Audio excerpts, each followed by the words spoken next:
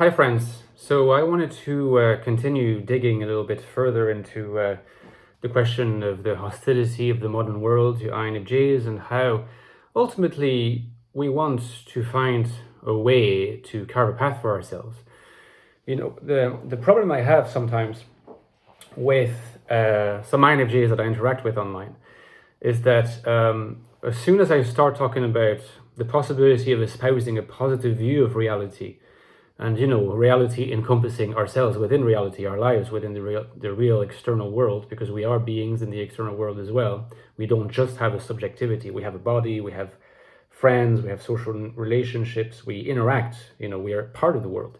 So as soon as I start trying to get a bit positive, some people are like, oh, come on, like, of course INFJs distrust the world. What are you talking about?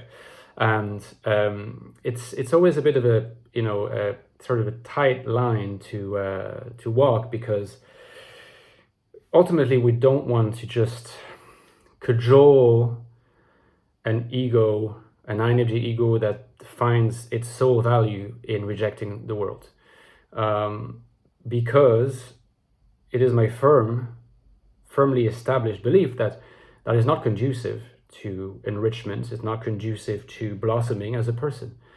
You might think that staying in your comfort zone is the best option for you, but ultimately, if you don't grow, if you don't assert yourself, you're going to lead a life that is less rich, less meaningful and fulfilling than it could be, right? Which, by the way, is what the Infinite Soul, my latest book, explores. So if you want more about INFJs in the modern world and these options to lead those meaningful, purposeful lives, get the book. The link is below. But so what I meant to say is, we do want to look at ways in which INFJs can thrive in this world, even though the world today has has dimensions that are hostile to INFJ life. I talked recently in a recent video about the disappearance of the sacred being very important as a contributor to this hostility. Before I move on to the solutions, or what look like solutions, I would like to look at a bit more details at ways in which the word is hostile. And in this video, I wanted to talk about, it's part of the desacralization of the world. We're not just talking about a world where there is less religion. In a sense, we're not even talking about a world where there is less religion. I mean, that is happening, but although it's depends where you are in the world. There's many parts of the world where that is not happening. But in the Western world, there are certainly areas where that is happening. But the desacralization of the world is something that is deeper than the religious phenomenon. It's something that is taking place through the replacement of a world of meanings with effectively a world of cause and effect, of means and ends, of doing certain things in order to achieve certain purposes and then moving on.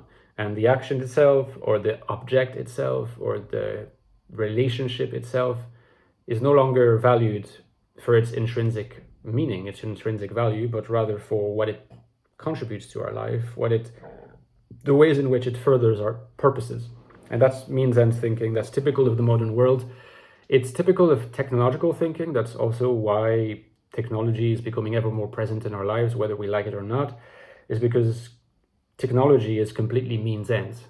So it's like a fish in the sea. When we're talking about this, the modern world is completely, if you like, it's a dwelling that is extremely propitious for technology.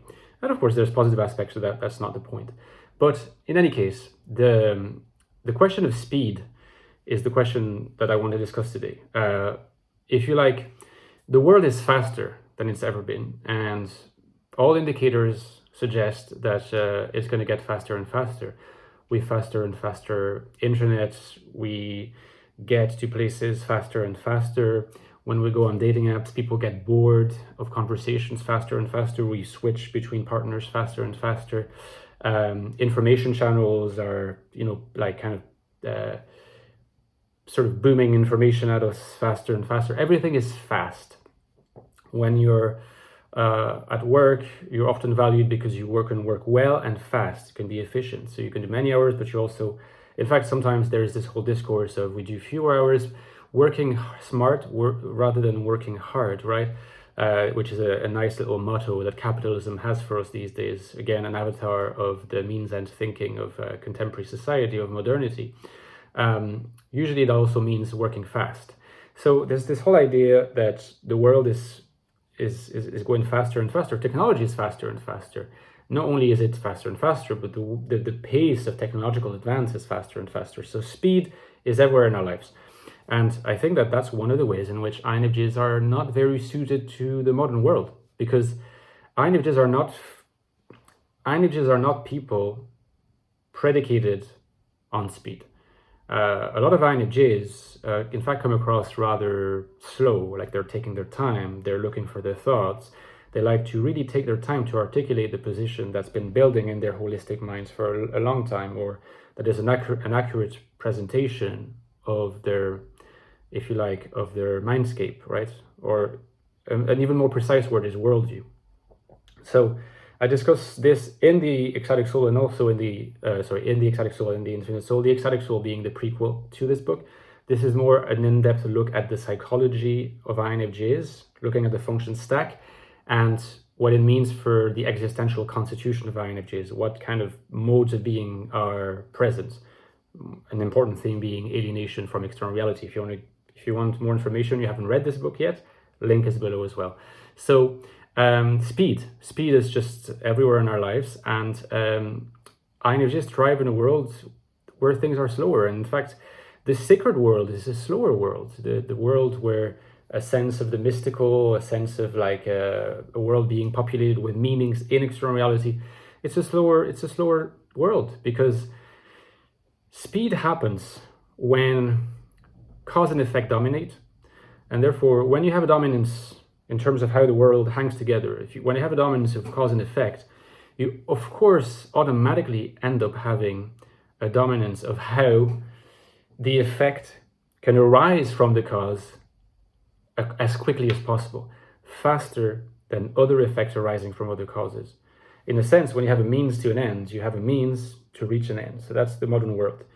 There's always going to be a valuation. What's going to be valued is how quickly you get to the end given the means.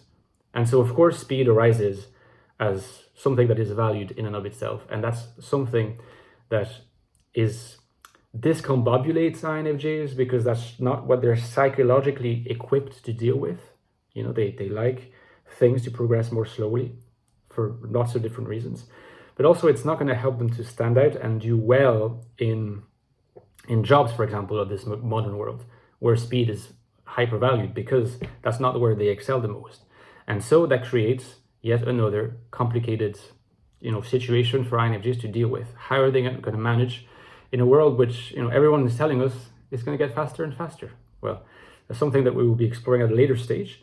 I will leave you for now, but don't forget that you can also support me on Patreon. Helps me keep going with the channel in these difficult times. Not easy times in general and for me. So, I got some new supporters recently. The link is below to my Patreon. This is to support me, do my work, write my books. Thank you so much if you consider that. Okay, I'll see you soon, guys. Take care. Bye-bye.